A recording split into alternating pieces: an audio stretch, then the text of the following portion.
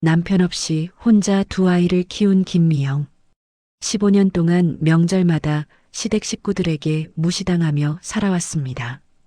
새벽부터 밤까지 일하고 명절 음식을 준비하고 웃으며 모욕을 참아온 그녀. 하지만 그날 더 이상 참을 수 없었던 아이들이 엄마를 지키기 위해 나섰고 15년간 쌓였던 모든 것이 식탁 위에서 터져나왔습니다. 상은 엎어졌지만 가족은 비로소 바로 섰습니다. 진짜 강함이 무엇인지, 진짜 가족이 무엇인지를 보여주는 감동 실화. 이제 이야기 시작합니다. 이야기 시작 전 구독과 좋아요 꾹 눌러주세요. 영상 제작에 큰 힘이 됩니다.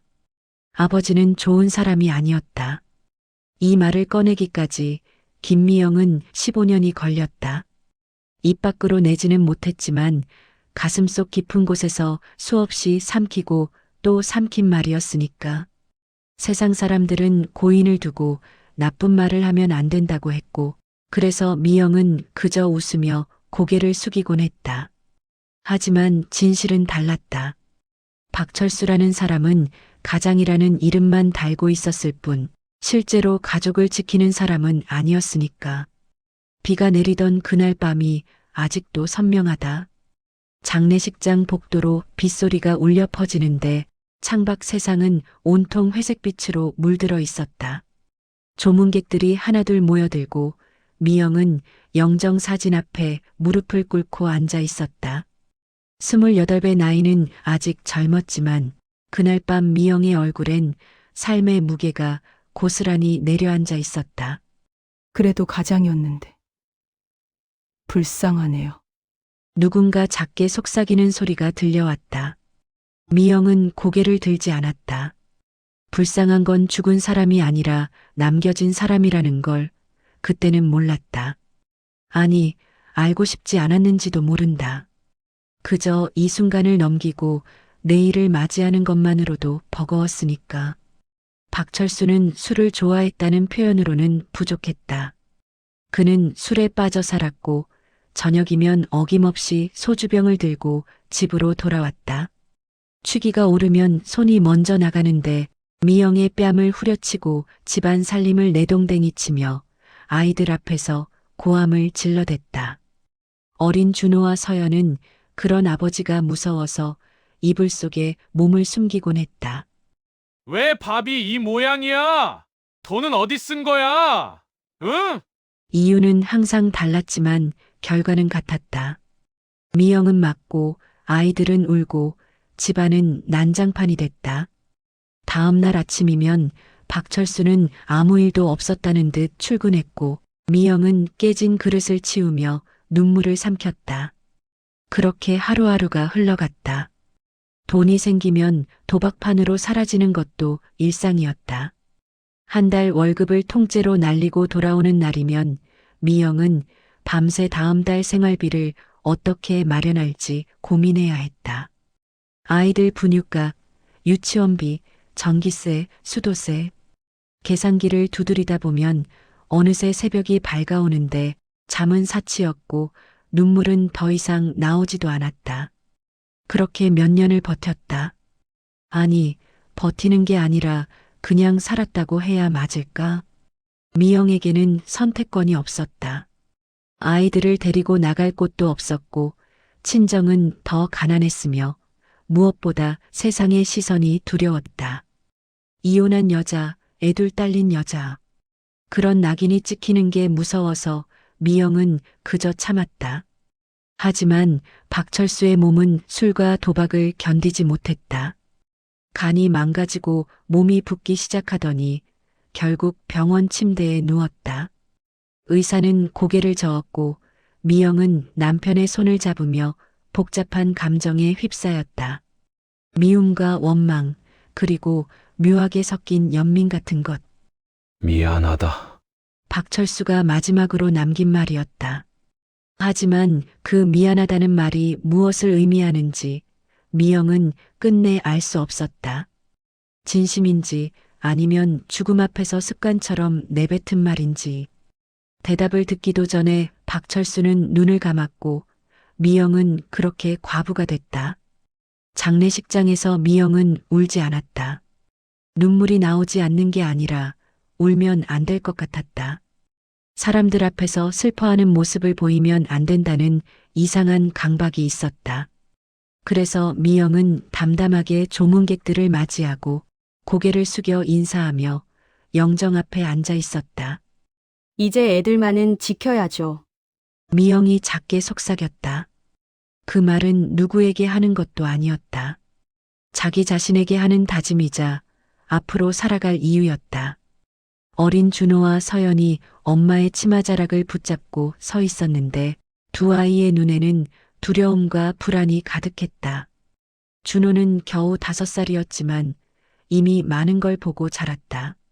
아버지가 엄마를 때리는 모습을, 집안이 난장판이 되는 광경을, 엄마가 혼자 우는 소리를, 그 모든 게 어린 준호의 기억 속에 새겨져 있었다.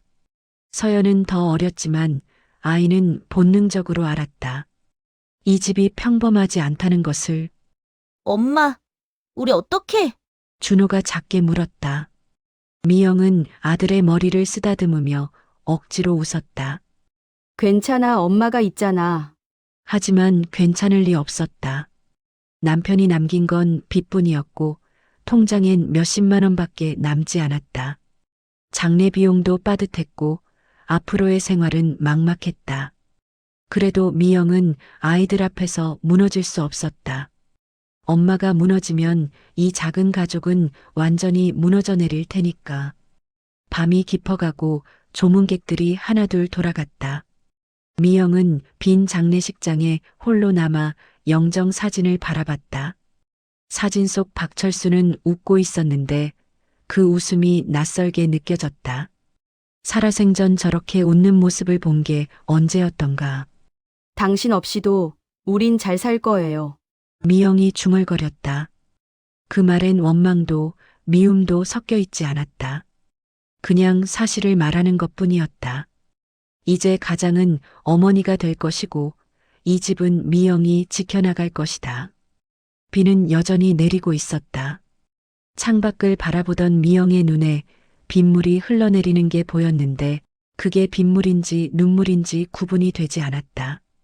아니, 구분하고 싶지 않았다. 울 시간도 기대어 쉴 곳도 없었으니까. 그날 밤 이후 김미영의 삶은 완전히 달라졌다. 아침이 오면 일어나야 했고 아이들을 먹여야 했으며 돈을 벌어야 했다. 슬퍼할 시간 따위는 없었다. 생존이 먼저였고 눈물은 나중이었다. 준호와 서연은 엄마의 등을 보며 자랐다.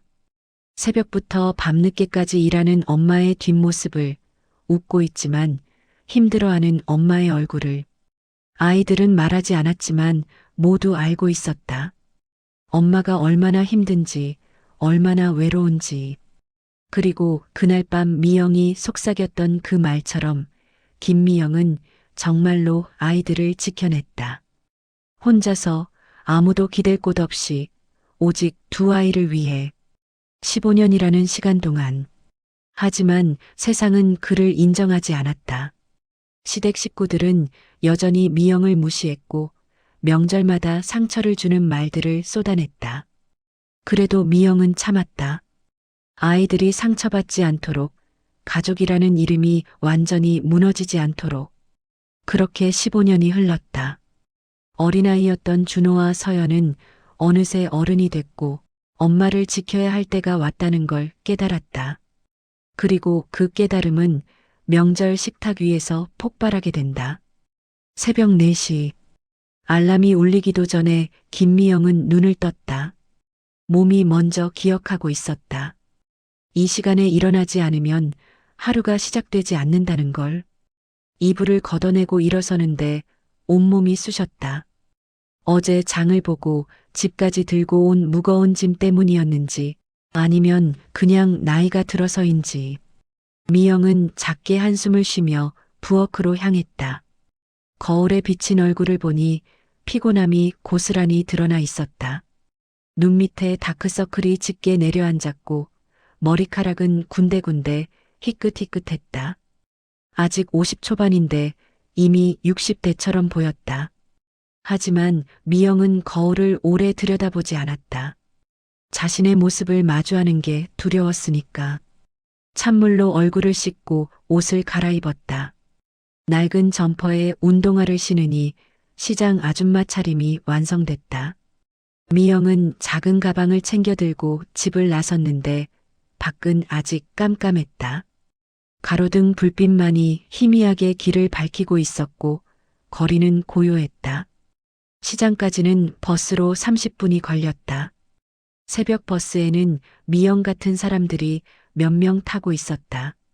모두 피곤한 얼굴로 졸고 있거나 멍하니 창밖을 바라보고 있었다.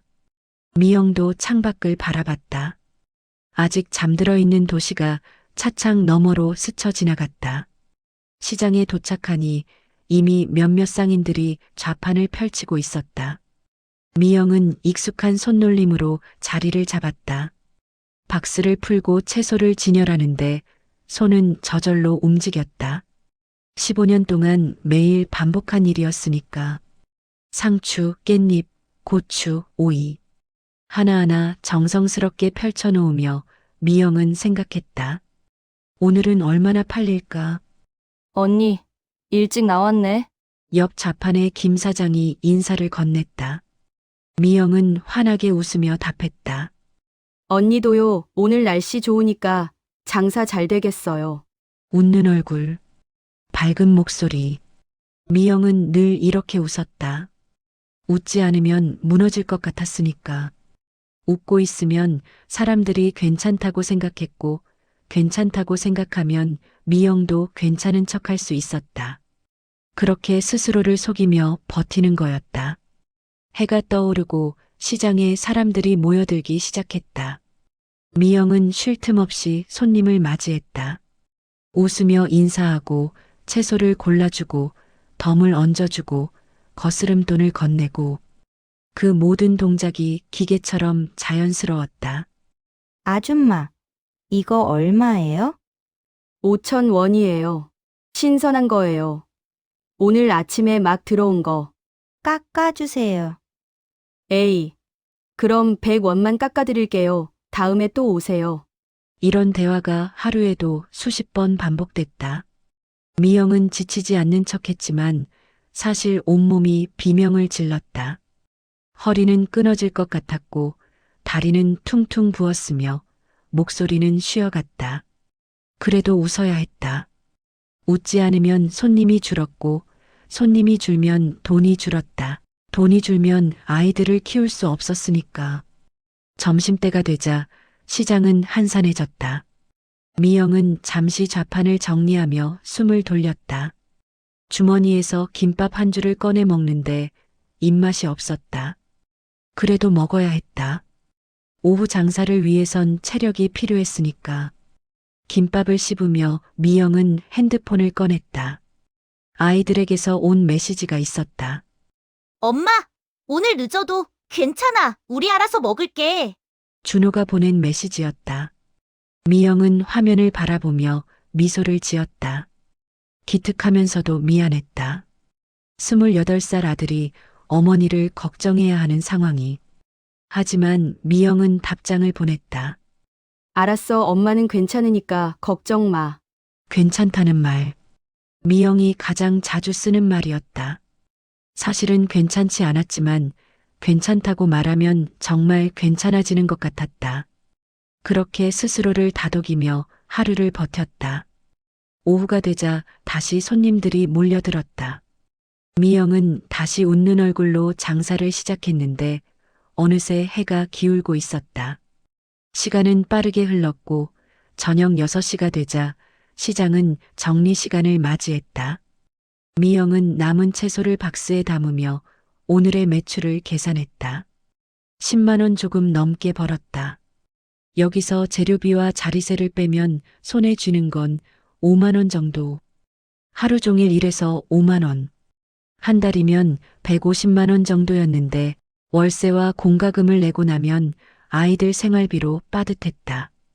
그래도 미영은 감사했다.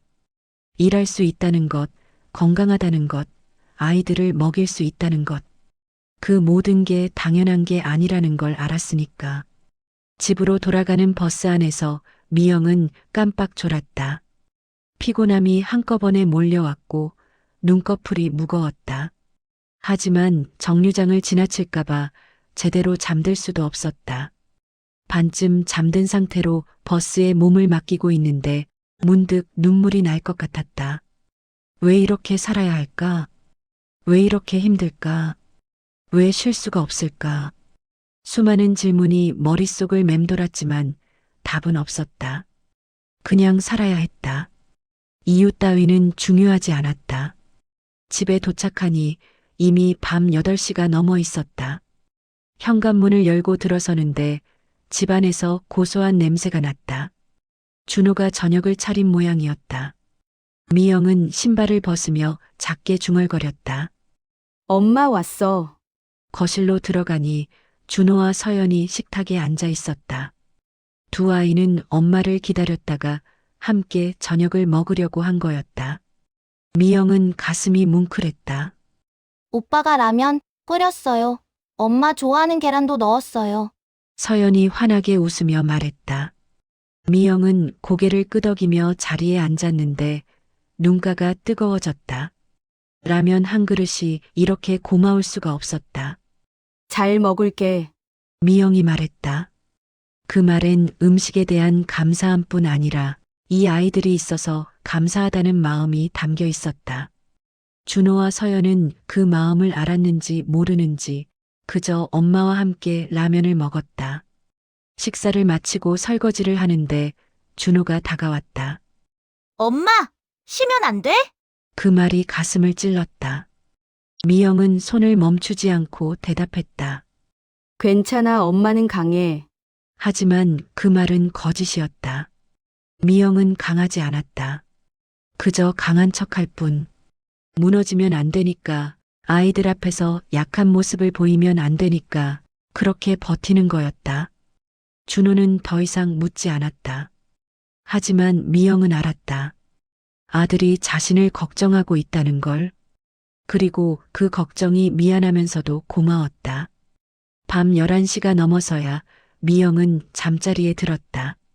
몸을 눕히는 순간 온몸의 긴장이 풀리며 쑤시고 아팠다. 허리, 다리, 어깨, 목. 어디 하나 성한 곳이 없었다. 하지만 잠들기 전 미영은 내일을 생각했다. 내일도 새벽 4시에 일어나야 하고 시장에 가면 웃으며 장사를 해야 한다. 그 생각이 무겁게 가슴을 눌렀다. 언제까지 이렇게 살아야 할까? 언제쯤 쉴 수 있을까? 하지만 답은 없었다. 미영은 그저 눈을 감았다. 내일은 내일의 해가 뜰 테니까. 그렇게 김미영의 하루가 끝났다.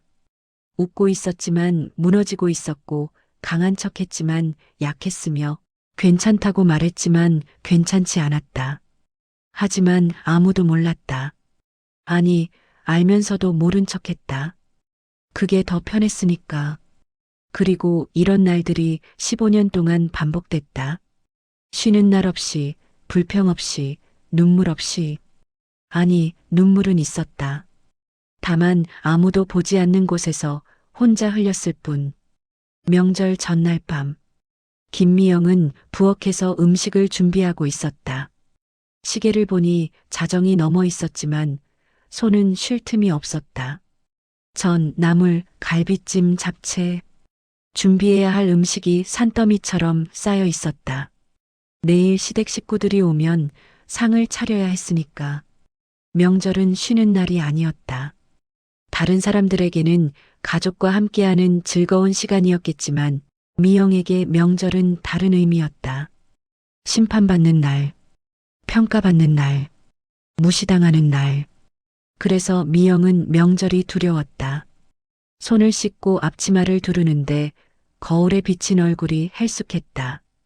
며칠 전부터 명절 준비로 제대로 잠들지 못했고 시장에서 장을 보고 집까지 들고 오느라 온몸이 쑤셨다.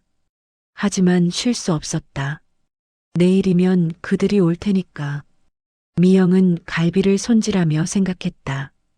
왜 이렇게까지 해야 할까? 왜 남편도 없는 집에 시댁 식구들이 와서 명절을 보내야 할까? 하지만 거절할 수 없었다. 거절하면 더 큰 비난이 돌아올 테니까. 과부가 된 주제에 시댁도 안 챙기냐. 자식들이 크면 효도는 누가 받으려고. 그런 말들이 들릴 게 뻔했다. 그래서 미영은 참았다. 15년 동안 명절마다 그들을 맞이했고 음식을 차렸으며 웃으며 인사했다. 그게 며느리의 도리라고 생각했으니까. 새벽 3시가 되어서야 음식 준비가 끝났다. 미영은 냉장고에 음식을 넣으며 한숨을 쉬었다. 이제 몇 시간 후면 그들이 도착할 거였다. 생각만 해도 가슴이 답답했다. 침대에 누워 눈을 감았지만 잠이 오지 않았다. 머릿속에서 내일의 상황이 그려졌다. 큰아주머니 정순자가 들어서며 집안을 훑어보는 모습, 사촌 민석이 잘난 척하며 떠드는 모습, 그리고 그들이 던질 말들. 미영은 이불을 뒤집어 쓰고 작게 중얼거렸다. 내일만 넘기자. 오늘만 넘기면 돼. 이 말은 주문처럼 반복됐다. 15년 동안 명절마다 되뇌었던 말이었다. 넘기면 된다. 참으면 된다. 그렇게 버티면 또 일상으로 돌아갈 수 있으니까. 명절 당일 아침, 미영은 새벽 6시에 일어나 집안 청소를 시작했다. 먼지 하나 없이 닦아내고 방석을 가지런히 놓고 꽃병에 물을 갈았다. 모든 게 완벽해야 했다. 조금이라도 흠이 있으면 그들은 그걸 놓치지 않고 지적할 테니까. 준호와 서연도 일어나 엄마를 도왔다. 두 아이는 말없이 움직였는데 얼굴엔 긴장감이 역력했다. 아이들도 알았다. 오늘이 어떤 날인지. 엄마, 괜찮아요? 서연이 작게 물었다. 미영은 고개를 끄덕이며 웃었다. 당연하지. 괜찮아. 하지만 손은 떨리고 있었다. 아이들 앞에서는 태연한 척했지만 속으로는 두려움이 밀려왔다. 오늘 또 어떤 말을 듣게 될까? 어떤 모욕을 참아야 할까? 오전 11시 현관벨이 울렸다. 미영은 숨을 깊이 들이마시고 문을 열어주니 큰아주머니 정순자가 먼저 들어섰다. 60대의 정순자는 여전히 날카로운 눈빛으로 집안을 훑었다. 어머니, 잘 오셨어요. 미영이 고개를 숙여 인사했다. 정순자는 대답도 없이 안으로 들어가며 중얼거렸다. 아유, 집이 아직도 이 모양이네. 그 말이 가슴에 박혔다. 하지만 미영은 웃으며 신발을 정리했다. 뒤이어 사촌 민석과 다른 친척들이 들어왔고 집안은 순식간에 시끄러워졌다. 거실로 들어간 정순자는 소파에 앉으며 한숨을 쉬었다. 여자가 집안 꼴도 못 챙기고 남편이 없으니까 이 모양이지. 미영은 부엌에서 그 말을 들었다. 손이 저절로 멈췄지만 곧 다시 움직였다. 익숙한 모욕이었다. 15년 동안 수없이 들어온 말이었으니까. 죄송해요. 바로 차릴게요. 미영이 대답했다. 사과하지 않아도 될 일이었지만 그는 늘 먼저 고개를 숙였다. 그게 편하니까. 대들면 더 큰 싸움이 되고 결국 상처받는 건 아이들이었으니까. 부엌 문틈에서 준호가 지켜보고 있었다. 아들의 주먹은 꽉 쥐어져 있었고 턱은 떨리고 있었다. 미영은 준호의 시선을 느꼈지만 모른 척했다. 아들이 나서면 안 됐다. 이건 자신이 감당해야 할 몫이었으니까. 음식을 차리고 식탁에 둘러앉았다. 미영은 가장 끝자리에 앉아 조용히 밥을 먹었다. 대화는 주로 정순자와 민석이 주도했는데 미영은 고개만 끄덕이며 듣고 있었다. 요즘 사업이 잘 돼서 말이야. 직원만 30명이야. 민석이 자랑스럽게 말했다. 정순자는 고개를 끄덕이며 칭찬했다. 역시 우리 민석이 대단해. 그러더니 시선을 미영에게 돌렸다. 형수님은 아직도 시장에서 장사하시지? 그 말투엔 동정이 아니라 경멸이 섞여 있었다. 미영은 고개를 숙였다. 네. 그래도 아이들 키우기엔 괜찮아요. 쯧쯧, 그래도 남편 덕은 좀 봤을 텐데. 보험금이라도 받았잖아요. 민석의 말에 공기가 얼어붙었다. 보험금. 그 말이 칼처럼 날카로웠다. 박철수는 보험 하나 제대로 들어놓지 않았고 남긴 건 빚뿐이었다. 그걸 알면서도 민석은 일부러 그런 말을 던진 거였다. 미영은 숟가락을 든 손이 떨렸지만 참았다. 참아야 했다. 여기서 무너지면 안 됐으니까. 정순자가 국을 한 숟가락 떠먹더니 얼굴을 찌푸렸다. 국이 왜 이렇게 싱거워 간도 제대로 못 맞추나. 미영은 아무 말하지 않았다. 변명해봤자 소용없다는 걸 알았으니까. 정순자는 계속해서 말을 이어갔다. 역시 혼자 애 키운 티가 나. 남편이 있었으면 이렇게까지는 안 됐을 텐데. 그 말에 서연의 얼굴이 굳었다. 딸아이는 젓가락을 내려놓고 어머니를 바라봤다. 미영은 고개를 저으며 눈빛으로 말했다. 괜찮다고. 참으라고. 하지만 준호는 참지 못했다. 아들은 식탁을 보며 주먹을 쥐었고 숨을 거칠게 내쉬었다. 미영은 준호의 변화를 느꼈다. 아들이 폭발 직전이라는 걸 알았다.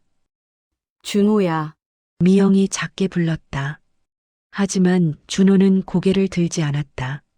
15년 동안 쌓인 분노가 목까지 차오르고 있었으니까. 민석은 분위기를 모른 채 계속 떠들었다. 아, 형수님 혼자 애 키우느라 고생은 했겠네. 그래도 뭐, 팔자지 뭐. 팔자. 그 단어가 방아쇠를 당겼다. 미영의 인생을 팔자 탓으로 치부하는 그 말이. 준호의 눈빛이 변했고 서연도 숟가락을 놓았다. 두 아이는 더 이상 참을 수 없었다. 미영은 알았다. 곧 무언가 터질 거라는 걸. 15년 동안 쌓아온 평화가 무너질 거라는 걸. 하지만 막을 수 없었다. 아니, 어쩌면 막고 싶지 않았는지도 몰랐다. 정순자가 다시 한번 한숨을 쉬며 말했다. 과부가 애 키우는 게 어디 쉬운 일이겠어. 그래도 시댁은 잘 챙겨야지. 그 말이 마지막이었다. 준호가 젓가락을 내려놓고 천천히 일어섰다. 미영은 아들을 말리려 했지만 준호의 눈빛을 보고 멈췄다. 그 눈빛엔 결심이 담겨 있었으니까. 공기가 무거워졌다. 정순자와 민석이 준호를 바라봤고 서연은 숨을 죽였다. 미영은 가슴이 두근거렸다. 무슨 일이 일어날지 알 수 없었지만 한 가지는 확실했다. 오늘 이후 모든 게 달라질 거라는 것. 그리고 그 예감은 틀리지 않았다. 준호가 일어섰다. 천천히 하지만 단호하게. 식탁 위의 그릇들이 미세하게 흔들렸고 모두의 시선이 그에게 집중됐다. 정순자가 눈썹을 치켜올리며 물었다. 왜 그래? 밥 다 먹었어? 준호는 대답하지 않았다. 그저 할머니를 바라볼 뿐이었다. 그 눈빛엔 15년 동안 참아온 무언가가 끓어오르고 있었다. 미영은 아들의 손이 떨리는 걸 봤다. 참으려고 애쓰지만 더 이상 참을 수 없는 지점에 도달한 것처럼. 앉아. 미영이 작게 말했다. 하지만 준호는 움직이지 않았다. 아들의 턱이 떨렸고 숨소리가 거칠어졌다. 서연도 오빠를 바라보며 불안한 표정을 지었다.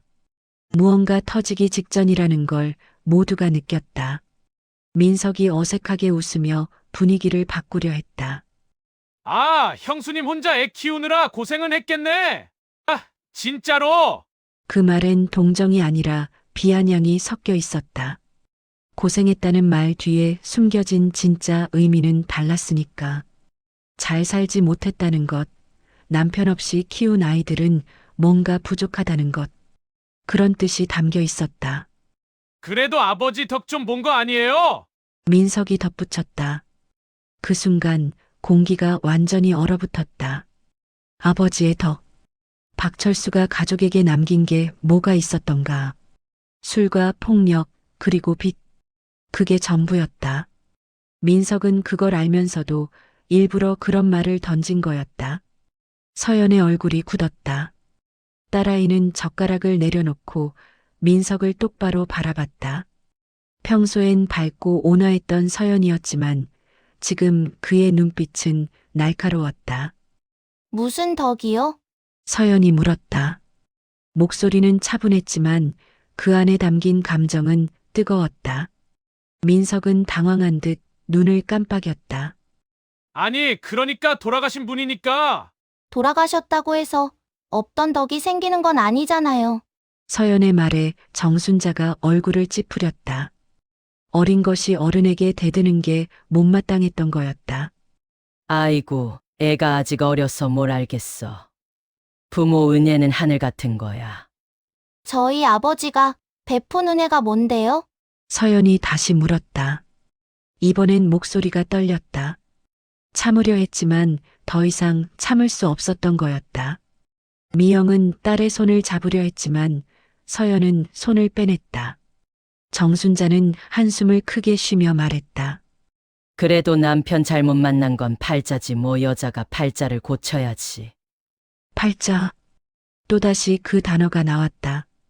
미영의 인생을 한 단어로 치부하는 그 말이 노력도 희생도 고통도 모두 팔자 탓으로 돌려버리는 그 말이 미영은 숟가락을 든 손이 떨렸다. 15년 동안 수없이 들어온 말이었지만 오늘따라 유독 가슴에 박혔다. 준호가 천천히 고개를 들었다. 아들의 눈빛이 변해 있었다. 참고 견디던 얼굴이 아니라 더 이상 참지 않겠다는 결심이 담긴 얼굴이었다. 미영은 아들을 말려야 한다고 생각했지만 입이 떨어지지 않았다. 어쩌면 자신도 원했는지 몰랐다.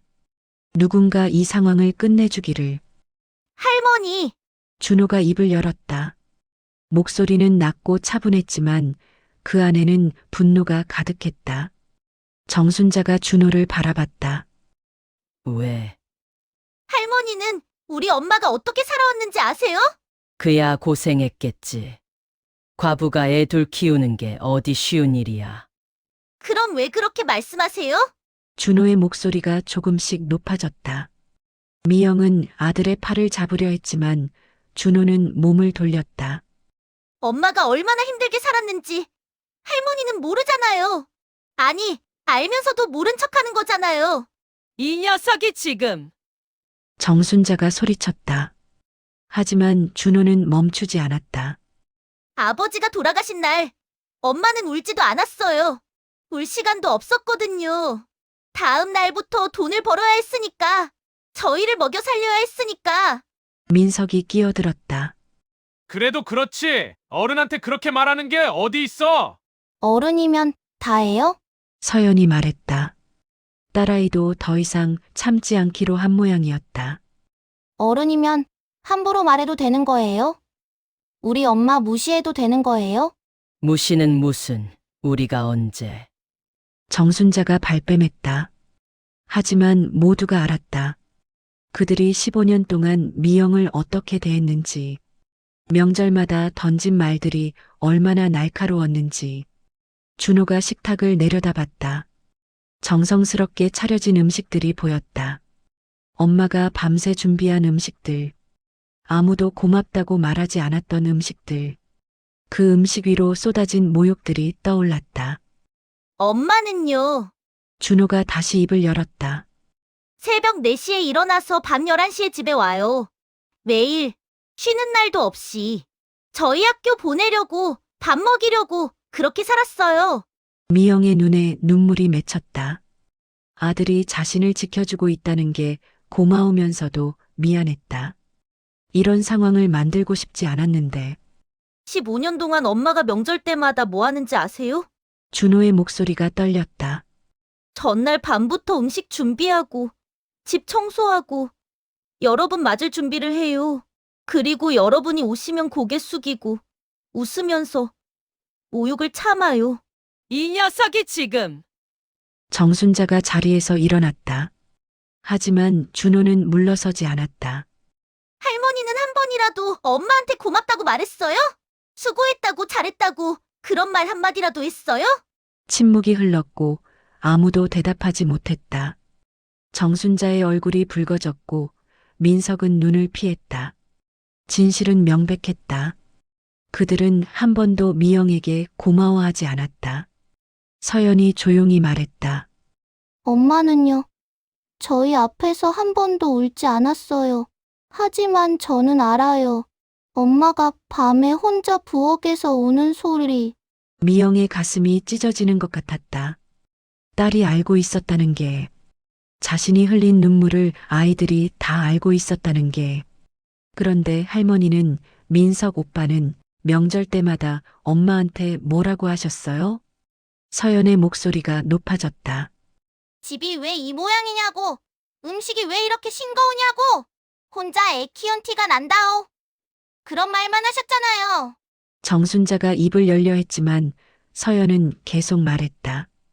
아버지 돌아가신 뒤 엄마가 우리 키우려고 어떻게 살았는지 아무도 모르잖아요. 아니, 알면서도 모른 척하는 거잖아요. 준호가 정순자를 똑바로 바라봤다. 근데 한 가지는 아셔야죠. 그 말에 모두가 준호를 바라봤다. 준호는 민석을 향해 고개를 돌렸다. 엄마, 민석 형 회사 실제 대표가 누군지 말해도 돼요? 민석의 얼굴이 하얗게 질렸다. 미영은 아들을 말리려 했다. 그만해! 하지만 준호는 멈추지 않았다. 형은 직원 30명이라고 했죠. 근데 실제론 형 혼자 운영하는 작은 사무실이잖아요. 사업도 빚으로 돌리고 있고. 민석이 벌떡 일어났다. 너 지금 뭐 하는 거야? 사실을 말하는 거예요. 형은 성공한 척하지만 실제로는 엄마한테 돈 빌려간 적도 있잖아요. 정적이 흘렀다. 민석은 할 말을 잃었고 정순자는 입을 다물었다. 준호가 던진 말은 진실이었고 그 진실 앞에서 그들의 허세는 무너졌다. 준호가 다시 말했다. 저희 엄마는요. 여러분이 무시하던 그 사람이요. 15년 동안 혼자서 저희를 키웠어요. 아무한테 손 벌리지 않고 아무한테 기대지 않고. 그런데 왜 우리 엄마를 무시하세요? 미영은 더 이상 참을 수 없었다. 눈물이 쏟아졌다. 15년 동안 참았던 눈물이 한꺼번에 터져나왔다. 아이들이 자신을 지켜주고 있다는 게 그게 너무 고마웠고 미안했다. 식탁 위의 음식들이 흐릿하게 보였다. 정성스럽게 준비했던 음식들. 아무도 고마워하지 않았던 음식들. 그 위로 15년간의 모욕이 쌓여 있었다. 그리고 다음 순간 준호의 손이 식탁을 향해 뻗어졌다. 시간이 멈춘 것 같았다. 준호의 손이 식탁을 향해 뻗어지는 그 순간 미영은 아들을 불렀다. 하지만 목소리가 나오지 않았다. 15년 동안 쌓였던 모든 감정이 목구멍을 막고 있었으니까. 슬픔, 분노, 억울함, 그리고 묘하게 섞인 해방감 같은 것. 준호는 멈췄다. 식탁에 손을 얹은 채 미세하게 떨고 있었다. 엎어버리고 싶었다. 이 모든 걸 엎어버리고 싶었다. 하지만 엄마의 얼굴이 보였고 그 얼굴엔 눈물이 흐르고 있었다. 아들은 천천히 손을 걷었다. 정순자가 자리에서 일어났다. 우리 가자. 이런 집에서 밥을 먹을 수가 있나? 민석도 얼른 일어나며 가방을 챙기자 다른 친척들도 어색하게 자리를 떴다. 아무도 미영을 보지 않았다. 그저 빨리 이 자리를 벗어나고 싶어 하는 게 역력했다. 현관에서 신발을 신으며 정순자가 마지막으로 한마디 던졌다. 과부가 애들 버릇 이렇게 버려놓으면 어떻게 쯧쯧. 문이 닫혔다. 그들이 떠난 후 집안은 고요했다. 너무나 고요해서 숨소리조차 크게 들렸다.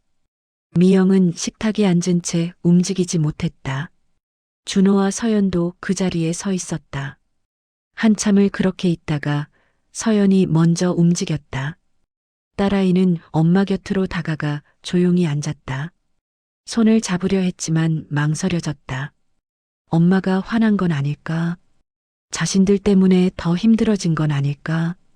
엄마, 미안해. 서연이 작게 말했다. 미영은 고개를 들었다. 딸의 얼굴엔 걱정과 미안함이 가득했다. 미영은 천천히 고개를 저었다. 미안할 거 없어. 목소리가 갈라졌다. 미영은 눈물을 닦으며 억지로 웃으려 했지만 웃음이 나오지 않았다. 대신 눈물이 더 쏟아졌다. 15년 동안 참았던 눈물이 멈추지 않고 흘러내렸다. 준호가 다가와 엄마 앞에 무릎을 꿇었다. 엄마, 저 때문에. 아니야. 미영이 아들의 손을 잡았다. 그 손은 따뜻했고 단단했다. 언제 이렇게 컸을까? 작고 여린 손이었던 아들의 손이 이제는 엄마를 지킬 만큼 커져 있었다. 너희들 잘못이 아니야. 엄마가 미안해. 엄마가 왜요? 서연이 묻자 미영은 두 아이를 번갈아 바라봤다. 준호의 얼굴엔 아버지의 그림자가 없었다. 대신 단단하고 의젓한 어른의 얼굴이 있었다. 서연은 밝고 씩씩한 표정으로 엄마를 안심시키려 애쓰고 있었다. 너희들한테 이런 모습 보여서 엄마가 강하지 못해서. 엄마는 강해요. 준호가 말했다. 누구보다 강해요. 15년 동안 저희 키우면서 한 번도 무너지지 않았잖아요. 미영은 고개를 저었다. 무너지지 않았던 게 아니라 무너질 수 없었을 뿐이었다. 무너지면 아이들도 함께 무너질 거라는 두려움이 있었으니까. 그래서 버텼고 참았으며 웃었던 거였다. 부엌으로 가서 물을 한 잔 마셨다. 목이 타들어가는 것 같았다.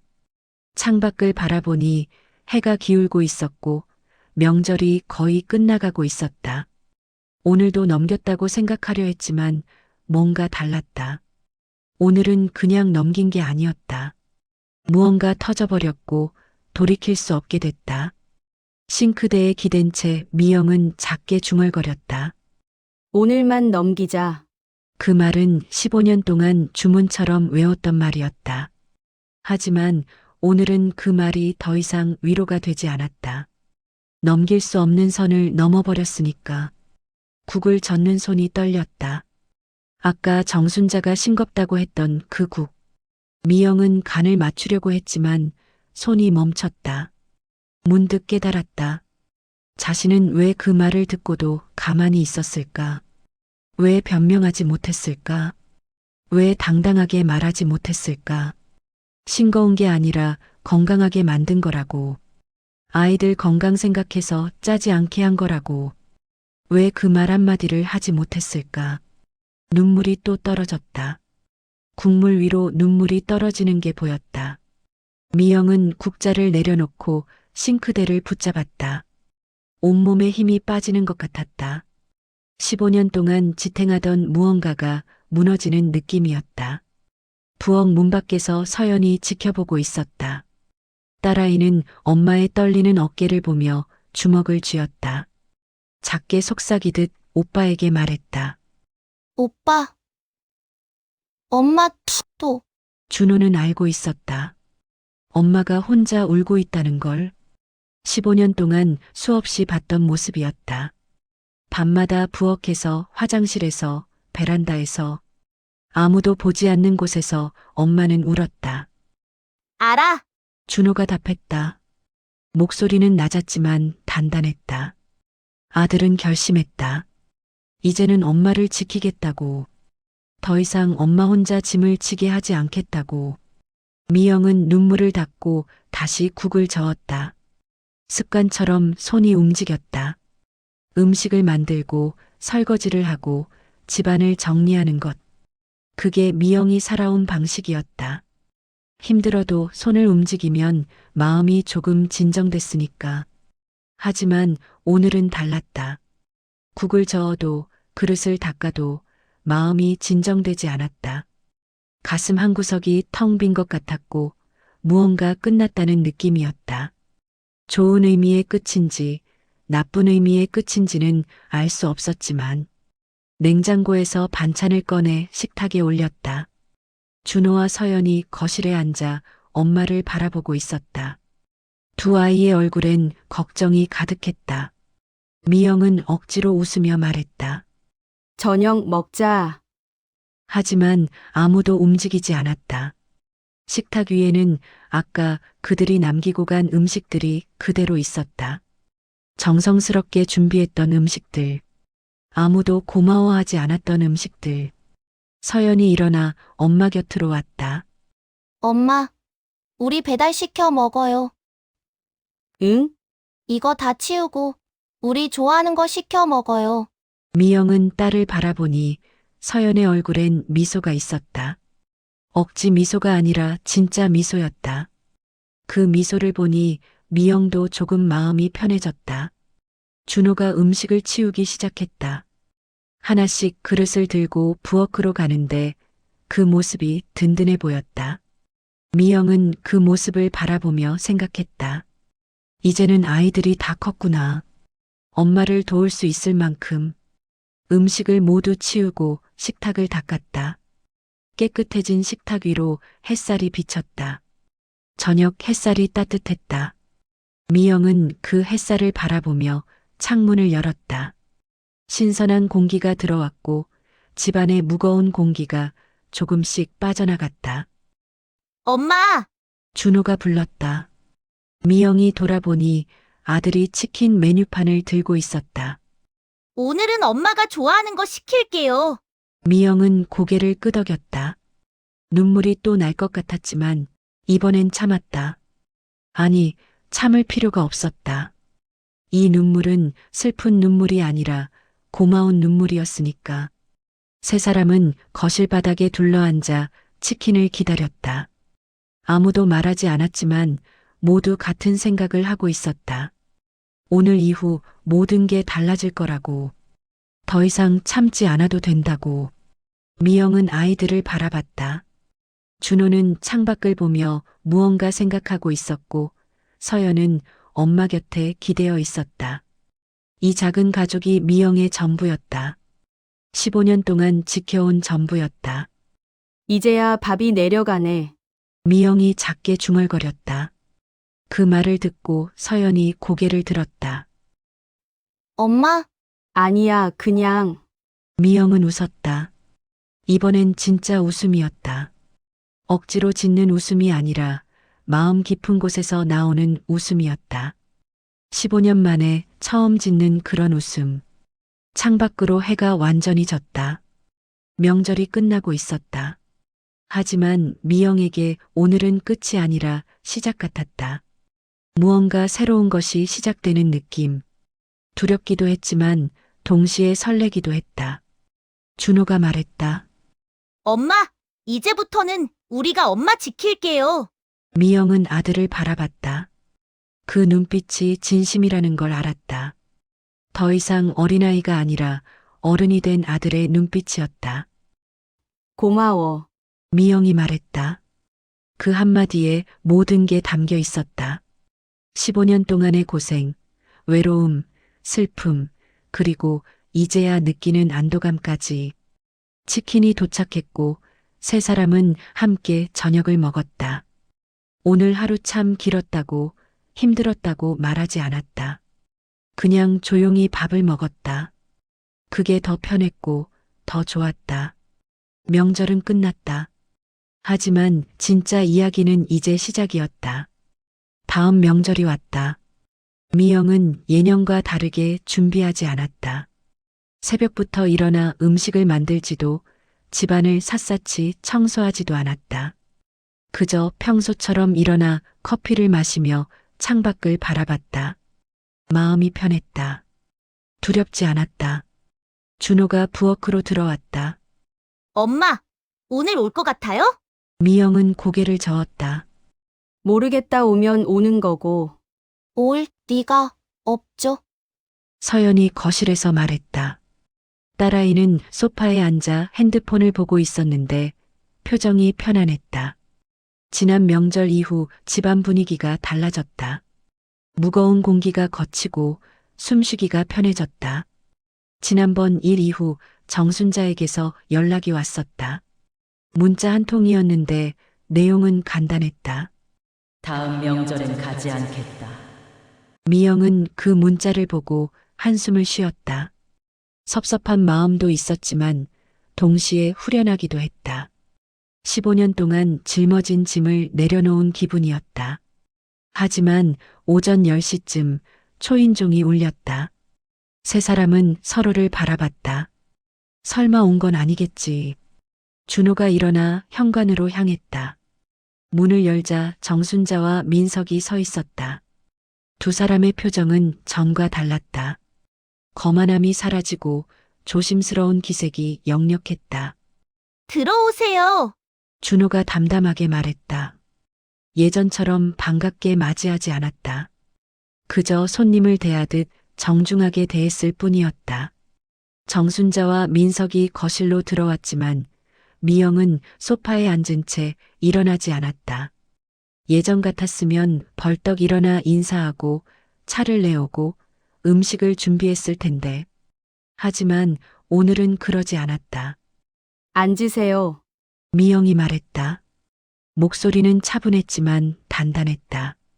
정순자는 잠시 머뭇거리다 소파에 앉았다. 민석도 어색하게 자리를 잡았다. 침묵이 흘렀다. 누구도 먼저 말을 꺼내지 않았다. 정순자가 가방을 만지작거리고 민석은 계속 눈을 피했다. 서연은 엄마 옆에 앉아 두 사람을 지켜봤다. 차 드릴까요? 준호가 물었다. 정순자가 고개를 끄덕였다. 준호는 부엌으로 가서 차를 준비했는데 예전처럼 정성스럽게 하지 않았다.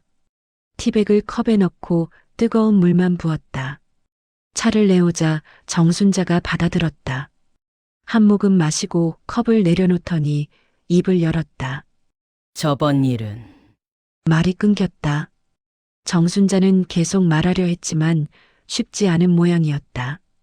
평생 고개를 숙여본 적 없는 사람이 사과하는 건 어려운 일이었으니까. 뭐 하러 오셨어요? 서연이 물었다. 목소리는 부드러웠지만 날카로웠다. 정순자가 당황한 표정으로 서연을 바라봤다. 그게 저번에 내가 좀 심했던 것 같아서. 좀이 아니라 많이요. 서연이 바로 잡았다. 준호도 거들었다. 15년 동안 많이 심하셨죠? 정순자의 얼굴이 붉어졌다. 하지만 화를 낼 수 없었다. 잘못한 건 자신이었으니까. 민석이 끼어들었다. 형수님, 저도 죄송해요. 제가 말을 함부로 했어요. 미영은 두 사람을 바라봤다. 사과하는 모습이 진심처럼 보였다. 하지만 미영은 쉽게 대답하지 않았다. 15년 동안 쌓인 상처가 한 번의 사과로 사라지는 건 아니었으니까. 왜 사과하러 오셨어요? 미영이 물었다. 정순자가 눈을 마주쳤다. 잘못했어, 진짜로. 어떤 게 잘못이었는데요?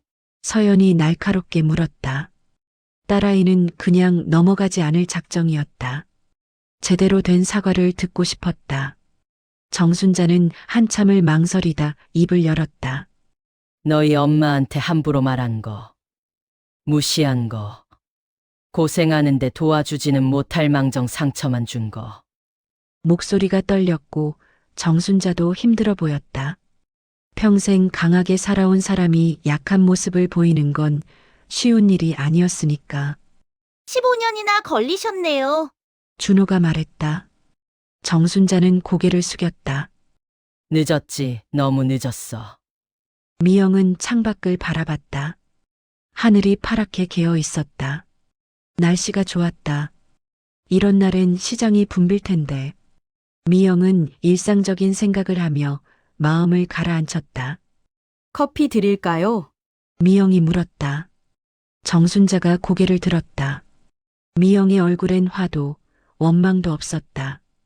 그저 담담한 표정이었다. 아니, 괜찮아. 정순자가 대답했다. 민석도 손을 저었다. 두 사람은 여전히 불편해 보였다. 미영은 생각했다. 용서해야 할까? 15년 동안의 상처를 그냥 덮어야 할까? 하지만 답은 쉽게 나오지 않았다. 용서는 간단한 게 아니었으니까. 솔직히 말씀드릴게요. 미영이 입을 열었다. 저는 아직 괜찮지 않아요. 15년 동안 받은 상처가 하루아침에 사라지는 건 아니거든요. 정순자가 고개를 끄덕였다. 알아, 당연해. 하지만 이건 말씀드리고 싶어요. 미영의 목소리가 단단해졌다. 저는 남편 잘못 만난 게 아니에요. 남편이 잘못한 거죠. 저는 최선을 다해 살았고, 아이들도 잘 키웠어요. 정순자는 아무 말하지 않았다. 미영이 계속 말했다. 혼자 애 키운 티가 난다고 하셨죠? 맞아요. 혼자 키웠어요. 근데 그게 왜 부끄러운 일이에요? 아니야, 부끄러운 게 아니야. 정순자가 급하게 말했다. 오히려 대단한 거지. 나는 그걸 몰랐어. 아니, 알면서도 인정하기 싫었던 거야. 왜요? 미영이 물었다. 정순자는 한숨을 쉬었다. 질투였나 봐. 너희 엄마가 혼자서도 잘 살아가는 게. 남편 없이도 당당한 게. 그 말에 미영은 놀랐다. 질투. 생각하지 못했던 단어였다. 정순자가 자신을 질투했다니. 나는 평생 남편 눈치 보며 살았거든. 시댁 눈치 보고 자식들 눈치 보고. 근데 너희 엄마는 달랐어. 혼자서도 씩씩하게 살았잖아. 정순자의 목소리에 감정이 섞였다. 그게 부러웠나 봐. 그래서 더 무시하고 깎아내리고 싶었던 거야. 침묵이 흘렀다. 준호와 서연도 할 말을 잃었다. 정순자의 고백이 진심이라는 걸 느꼈으니까. 민석도 입을 열었다. 형수님, 저도 사실은 형수님 부러웠어요. 어려워도 당당하게 사시잖아요. 저는 건빵 번지르르하게 꾸미고 사는데. 알고 있었어요. 준호가 말했다. 형이 힘들다는 거. 민석은 고개를 숙였다. 맞아. 사업도 잘 안 되고, 빚도 많고, 근데 인정하기 싫었어. 그래서 더 잘난 척 했나 봐. 미영은 두 사람을 바라보며 불쌍하다는 생각이 들었다. 허세 속에 숨어 사는 게 얼마나 힘들까. 미영은 가난했지만 당당했다. 자식들 앞에 떳떳했다. 그게 진짜 부였다. 사과는 받아들일게요. 미영이 말했다. 하지만 예전처럼은 안 돼요. 정순자가 고개를 들었다. 무슨 말이야? 저는 이제 명절 때 음식 준비 안 할 거예요. 오시고 싶으면 오시고, 아니면 말고, 와도 손님처럼 대접하지 않을 거예요. 미영의 목소리는 단호했다. 저도 쉬고 싶어요. 제 아이들이랑 편하게 명절 보내고 싶어요. 정순자는 잠시 생각하더니 고개를 끄덕였다. 그래, 그러렴 당연한 거야. 그리고 앞으로 함부로 말씀하시면 바로 말할 거예요. 참지 않을 거예요. 알았어. 정순자가 일어섰다. 민석도 따라 일어났다. 두 사람은 문 쪽으로 향하며 뒤돌아봤다. 다음에 또 올게. 그때는 좀 더 나은 모습으로. 미영은 고개를 끄덕였다. 문이 닫히고 집안은 다시 고요해졌다. 서연이 엄마를 안았다. 엄마, 멋있어요. 준호도 웃으며 말했다. 이제야 우리 엄마 같아요. 미영은 웃었다. 진짜 웃음이었다. 당당하게 말할 수 있어서 더 이상 숨지 않아도 돼서 아이들이 자랑스러워해서 상은 엎어졌지만 가족은 바로 섰다. 15년 만에 처음으로 명절이 두렵지 않았다. 정순자와 민석이 떠난 후 집안은 고요했다. 하지만 그 고요함은 예전과 달랐다. 무거운 침묵이 아니라 편안한 정적이었다. 미영은 소파에 앉아 창밖을 바라봤다. 햇살이 따뜻했고 바람이 살랑거렸다. 이런 평화가 15년 만에 찾아온 것 같았다. 준호가 부엌에서 물을 가져왔다. 엄마에게 건네며 조용히 앉았다. 서연도 엄마 옆에 바짝 붙어 앉았다. 세 사람은 아무 말 없이 그렇게 있었다. 말이 필요 없었다. 서로의 존재만으로 충분했으니까. 엄마, 서연이 먼저 입을 열었다. 오늘 진짜 멋있었어요. 미영은 딸을 바라보며 미소 지었다. 그래? 네, 당당하게 말씀하시는 거 보고 저도 배웠어요. 준호도 고개를 끄덕였다. 저도요, 엄마가 저렇게 강한 분인 줄 몰랐어요. 미영은 웃었다. 강하다는 말이 어색했다. 자신은 강하지 않았다. 그저 살아남으려고 버텼을 뿐이었다. 하지만 오늘은 달랐다. 오늘은 진짜로 강해진 것 같았다. 너희들 덕분이야. 미영이 말했다. 너희들이 지켜줘서 엄마가 용기 낼 수 있었어. 준호는 고개를 저었다. 아니에요. 원래 엄마 안에 있던 거예요. 저희는 그냥 끄집어낸 것뿐이에요. 그 말이 가슴에 와닿았다. 미영은 자신 안에 숨어있던 강함을 이제야 발견한 것 같았다. 15년 동안 참으면서 쌓아온 힘이 오늘 터져나온 거였다. 아빠 돌아가신 후 처음으로 제대로 숨 쉬는 것 같아요. 서연이 말했다. 미영은 딸의 손을 잡았다. 그 손이 따뜻했다. 맞아, 엄마도 그래. 준호가 일어나 베란다 쪽으로 갔다. 창문을 활짝 열자 신선한 공기가 들어왔다. 집안의 묵은 공기가 빠져나가는 것 같았다. 15년 동안 쌓였던 답답함이 함께 날아가는 느낌이었다. 엄마, 오늘 뭐 하고 싶으세요? 준호가 물었다. 미영은 잠시 생각했다. 하고 싶은 게 뭐였을까? 15년 동안 자신을 위한 시간을 가져본 적이 없었다. 늘 아이들을 위해, 생계를 위해, 시댁을 위해 움직였을 뿐이었다. 영화 볼까? 미영이 말했다. 서연의 얼굴이 환해졌다. 진짜요? 우리 셋이서요? 응. 오랜만에 영화관 가자. 준호도 웃으며 핸드폰을 꺼냈다. 뭐 볼래요? 제가 예매할게요. 세 사람은 영화를 고르며 웃었다. 사소한 일상이었지만 이런 게 행복이라는 걸 미영은 알았다. 거창한 게 아니라 아이들과 함께 웃으며 영화를 고르는 이 순간이. 영화관으로 가는 길에 미영은 거리를 걸으며 생각했다. 15년이라는 시간이 길다면 길고 짧다면 짧았다. 그 시간 동안 많은 걸 잃었다. 젊음도, 건강도, 꿈도. 하지만 얻은 것도 있었다. 두 아이의 성장, 그리고 자신의 강함. 영화가 시작되고 어둠 속에서 미영은 눈물을 흘렸다. 영화가 슬퍼서가 아니라 그저 감정이 복받쳐서였다. 옆에 앉은 준호와 서연이 자신의 손을 잡아주는 게 느껴졌다. 아이들도 알고 있었다. 엄마가 우는 이유를. 영화가 끝나고 세 사람은 카페에 들렀다. 미영은 아메리카노를 주문했고 아이들은 각자 좋아하는 음료를 골랐다. 창가 자리에 앉아 거리를 바라보는데 세상이 다르게 보였다. 엄마, 이제 시장 일 그만하고 싶지 않으세요? 서연이 물었다. 미영은 고개를 저었다. 아니야, 엄마는 일하는 게 좋아. 힘들잖아요.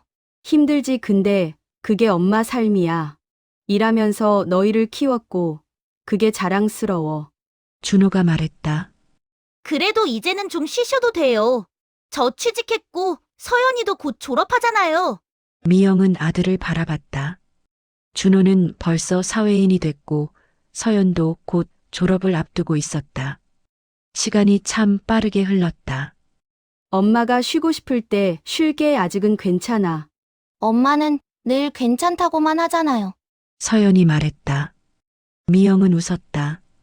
이번엔 진짜야. 진짜 괜찮아. 그 말은 거짓이 아니었다. 예전엔 괜찮지 않았지만 괜찮다고 말했다면 이제는 정말로 괜찮았다. 무언가 풀린 것 같았다. 15년 동안 꽉 묶여있던 매듭이 풀린 느낌이었다. 엄마, 하나만 물어봐도 돼요? 준호가 조심스럽게 물었다. 미영은 고개를 끄덕였다.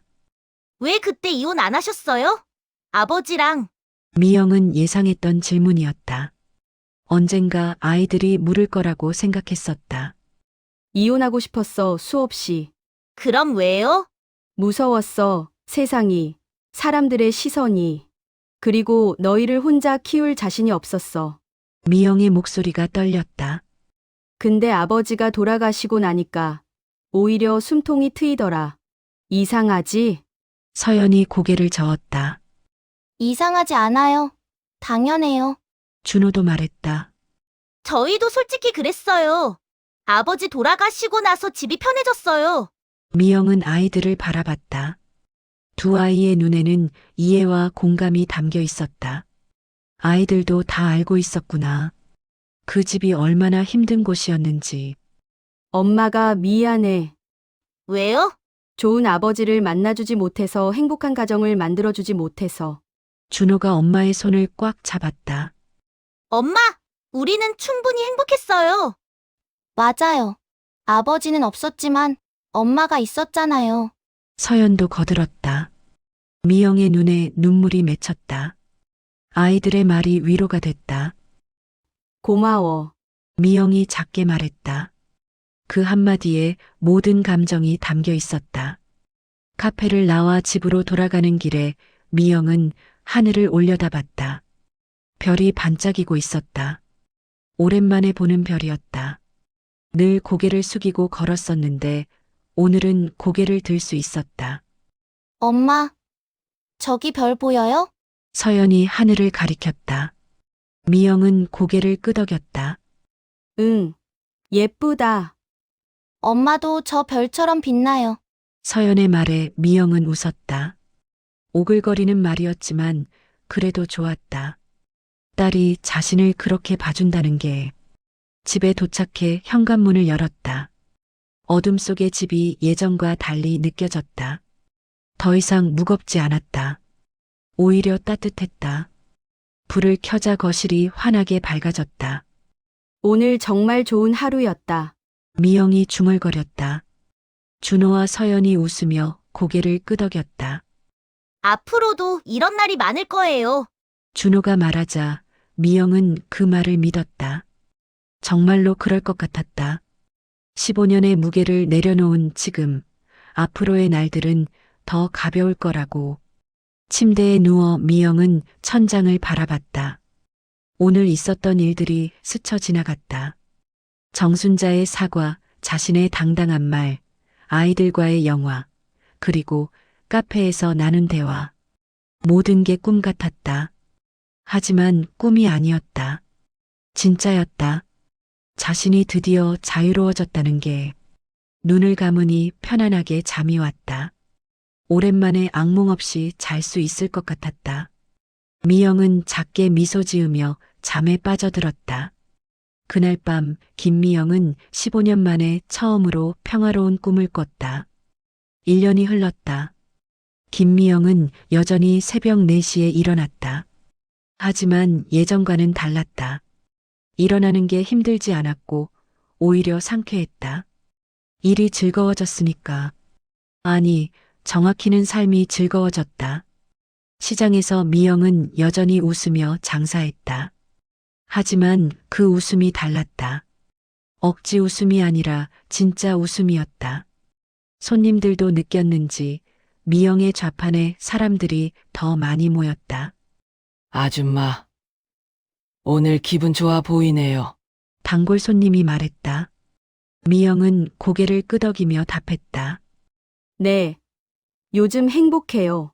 그 말이 자연스럽게 나왔다. 예전 같았으면 괜찮다고, 그저 그렇다고 얼버무렸을 텐데.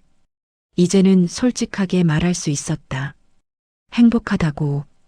오후가 되어 집에 돌아오니 준호가 거실에서 노트북을 보고 있었다. 회사에서 일찍 퇴근한 모양이었다. 엄마, 왔어요? 응, 오늘 일찍 왔네? 네. 오늘 일찍 끝나서요. 준호는 일어나 엄마를 도왔다. 짐을 받아들고 부엌에 정리해 주었다. 미영은 그런 아들이 대견했다. 서연이 방에서 나왔다. 딸아이는 이제 직장인이 됐다. 작은 회사였지만 하고 싶었던 일을 하고 있었고 그게 서연을 빛나게 했다. 엄마, 오늘 회사에서 칭찬받았어요. 그래? 우리 딸 잘했네? 세 사람은 거실에 둘러앉았다. 예전에는 각자 방에 들어가 있곤 했는데 요즘은 함께 있는 시간이 많아졌다. 자연스럽게 대화가 이어졌고 웃음이 끊이지 않았다. 다음 주 명절인데 준호가 말을 꺼냈다. 미영은 고개를 끄덕였다. 응. 알아. 어떻게 할 거예요? 우리끼리 보내자. 조용히. 서연이 환하게 웃었다. 좋아요. 우리 셋이서 여행 갈까요? 미영은 잠시 생각했다. 여행. 명절에 여행이라니. 예전 같았으면 상상도 못했을 일이었다. 하지만 지금은 달랐다. 그래. 가자. 바다 보러 갈까? 와, 진짜요? 서연이 뛸 듯이 기뻐했고 준호도 웃으며 고개를 끄덕였다. 세 사람은 여행 계획을 세우며 즐거운 시간을 보냈다. 그날 저녁 초인종이 울렸다. 문을 열자 정순자가 서 있었다. 손에는 과일 바구니를 들고 있었고 얼굴에는 조심스러운 미소가 있었다. 들어오세요. 미영이 말했다. 예전처럼 당황하지 않았다. 담담하게 맞이했다. 정순자가 거실로 들어와 앉았다. 과일 바구니를 테이블에 놓으며 말했다. 다음 주 명절에 우리 집에서 모이려고 하는데 너희들도 올래? 미영은 고개를 저었다. 죄송하지만 저희는 여행 가기로 했어요. 정순자의 얼굴에 잠깐 놀람이 스쳤지만 곧 이해하는 표정으로 바뀌었다. 그래, 그것도 좋지. 가족끼리 시간 보내는 것도. 네. 편하게 보내고 싶어서요. 미영의 말에는 미안함도 죄책감도 없었다. 그저 자신의 선택을 말하는 것뿐이었다. 정순자는 고개를 끄덕였다. 알았어. 좋은 시간 보내. 정순자가 일어나려는데 미영이 차를 내왔다. 한잔하고 가세요. 고마워. 두 사람은 차를 마시며 이야기를 나눴다. 예전처럼 무거운 대화가 아니었다. 그냥 평범한 안부였고 가벼운 이야기였다. 그게 더 편했다. 요즘 많이 밝아 보여. 정순자가 말했다. 미영은 웃으며 답했다. 그런가요? 응. 예전보다 훨씬. 뭔가 짐을 내려놓은 것 같아. 맞아요. 내려놓았어요. 오래 짊어졌던 걸. 정순자는 잠시 침묵하다 입을 열었다. 나도 그래야 하는데 쉽지 않네. 천천히 하세요. 저도 오래 걸렸어요. 두 사람은 서로를 이해하는 눈빛으로 바라봤다. 완전히 풀리진 않았지만 예전보다는 나아졌다. 그걸로 충분했다. 정순자가 떠난 후 미영은 창가에 섰다. 해가 지고 있었다. 노을이 붉게 물들어 있었고 하늘은 아름다웠다. 미영은 그 풍경을 바라보며 생각했다. 15년이라는 시간. 그 시간 동안 많은 걸 잃었다. 젊음도, 건강도, 꿈도. 하지만 얻은 것도 있었다. 두 아이의 성장, 자신의 강함, 그리고 진짜 자유. 엄마, 뭐해요? 서연이 다가왔다. 미영은 딸을 안으며 말했다. 그냥 생각 중이야. 무슨 생각? 행복하다는 생각. 서연은 엄마를 꽉 안았다. 저도요. 엄마, 준호도 다가와 두 사람을 안았다. 세 사람은 그렇게 한참을 안고 있었다. 말이 필요 없었다. 서로의 온기만으로 충분했으니까. 명절이 다가왔다. 세 사람은 짐을 싸고 차에 올라 바다로 가는 길이었다. 차창 밖으로 풍경이 스쳐 지나갔고 라디오에서는 경쾌한 음악이 흘러나왔다. 엄마, 노래 틀까요? 서연이 묻자 미영은 고개를 끄덕였다. 서연이 좋아하는 노래를 틀자 차 안이 밝아졌다. 세 사람은 함께 노래를 따라 불렀다. 바다에 도착하자 파도 소리가 들렸고 바람이 상쾌했다. 미영은 신발을 벗고 모래사장을 걸었다. 발가락 사이로 모래가 느껴졌고 파도가 발을 적셨다. 시원하다. 미영이 중얼거렸다. 준호와 서연도 옆에서 함께 걸었다. 세 사람은 말없이 바다를 바라봤다. 엄마, 행복해요? 서연이 물었다. 미영은 딸을 보며 환하게 웃었다. 응. 정말 행복해. 그 말은 진심이었다. 거짓이 섞이지 않은 진짜 행복이었다. 미영은 두 아이의 손을 잡았다. 따뜻한 손이었다. 엄마도 이제 쉴 때가 됐어요. 준호가 말했다. 미영은 고개를 저었다. 쉬는 게 아니야. 이제 시작이야. 무슨 시작이요? 엄마 인생. 진짜 내 인생. 15년 동안 미영은 엄마로만 살았다. 며느리로, 생계부양자로. 하지만 이제는 김미영으로 살고 싶었다. 한 사람의 여자로, 자신의 인생을 사는 사람으로. 앞으로는 하고 싶은 거 다 할 거야. 미영이 말했다. 서연이 물었다. 뭐 하고 싶은데요? 응. 책도 읽고, 여행도 다니고, 새로운 것도 배우고. 준호가 웃으며 말했다. 좋아요. 엄마 하고 싶은 거 다 해요. 세 사람은 바다를 바라보며 서 있었다. 파도가 밀려왔다 빠져나갔다. 그 모습이 인생 같았다. 힘든 파도가 밀려와도 결국은 빠져나가고 다시 평화가 찾아온다. 엄마, 준호가 불렀다. 미영이 돌아보자 아들이 말했다. 사랑해요. 서연도 말했다. 저도요. 엄마, 미영의 눈에 눈물이 맺혔다. 하지만 슬픈 눈물이 아니었다. 행복한 눈물이었다. 나도 사랑해. 너희들. 세 사람은 껴안았다. 바다 앞에서 따뜻한 햇살 아래에서 그 순간이 영원히 계속되길 미영은 바랐다. 그날 밤 펜션에서 세 사람은 함께 밥을 먹었다.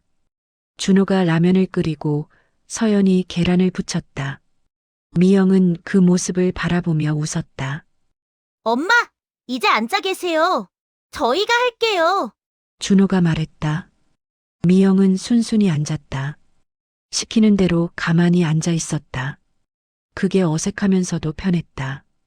밥을 먹으며 세 사람은 앞으로의 계획을 이야기했다. 준호는 조만간 독립할 거라고 했고 서연은 돈 모아서 유학 가고 싶다고 했다. 미영은 두 아이의 이야기를 들으며 고개를 끄덕였다. 다 하렴. 하고 싶은 거. 엄마는요? 서연이 물었다. 미영은 잠시 생각하다 답했다. 나는 너희들 보는 게 행복해. 그걸로 충분해. 하지만 준호가 고개를 저었다. 아니에요. 엄마도 뭔가 해야 해요. 엄마를 위한 거. 미영은 웃었다. 아들 말이 맞았다. 이제는 자신을 위한 시간을 가져도 됐다. 그럼 작은 카페라도 해볼까? 진짜요? 좋아요. 서연이 환호했다. 준호도 웃으며 고개를 끄덕였다. 저희가 도와줄게요. 미영은 두 아이를 바라봤다. 어느새 이렇게 컸구나. 엄마를 걱정하고 도와주고 함께하는 어른들로. 그날 밤 미영은 창밖을 바라봤다. 별이 쏟아질 듯 빛나고 있었다. 바다 위로 달빛이 반짝였다. 아름다운 밤이었다. 15년 전 장례식장에서 미영은 다짐했다. 애들만은 지켜야죠. 그 다짐을 지켰다. 아이들은 잘 자랐고 이제는 엄마를 지켜주는 사람들이 됐다. 상은 엎어졌지만 가족은 비로소 바로 섰다. 명절은 더 이상 두렵지 않았다. 시댁의 시선도 세상의 편견도 이제 미영에게 명절은 그저 쉬는 날이었다. 가족과 함께하는 날이었다. 미영은 작게 중얼거렸다. 이제 괜찮아. 진짜로. 그 말은 거짓이 아니었다. 15년 만에 처음으로 김미영은 진짜 괜찮아졌다.